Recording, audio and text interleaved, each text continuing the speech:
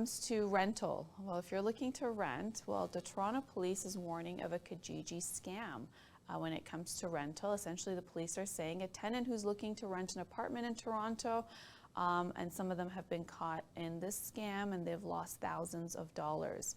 The Toronto Police have put out a statement saying that the average rent in Toronto is $2,300, and if people are giving first and last month's rent, that is $4,500 they're losing.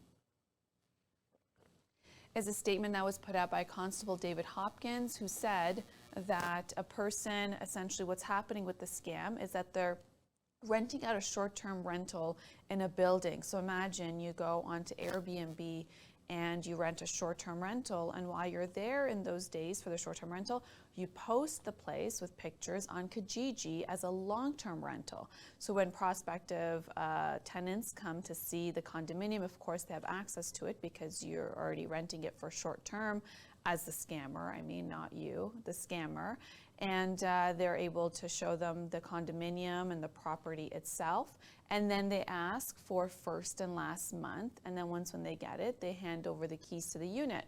The person moves in, and then when the next day the cleaner comes to clean it, like the Airbnb, and your checkout time is at, I don't know, 11 a.m., that's when the renter realizes they've been scammed out of thousands of dollars, and they still don't have a place for a long term to live in.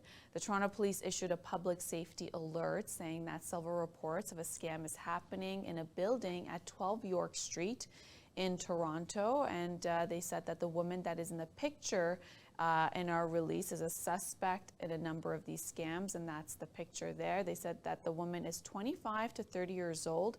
She's 5'4" tall, with a larger build, short black hair, and a tattoo on the right side of her neck. They're saying if you know her or you recognize them, then it's best to call the police. The Toronto Police Service also contacted Kijiji to let them know about fraudulent ads that are taking place. Kijiji has put out a statement saying that they are aware and they're working collectively with the police to support them in the investigation efforts when it comes to obviously the email account that you would need to sign up for the Kijiji ad and to be able to post it, and perhaps where the IP address is coming from.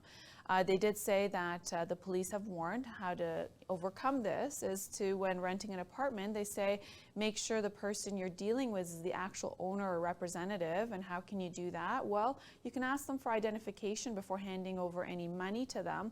And you can also even take a picture to be very careful. The police say that be very cautious if the scammer, in this case posing to be the landlord, is saying to pay a deposit in advance because they live in another country or a city.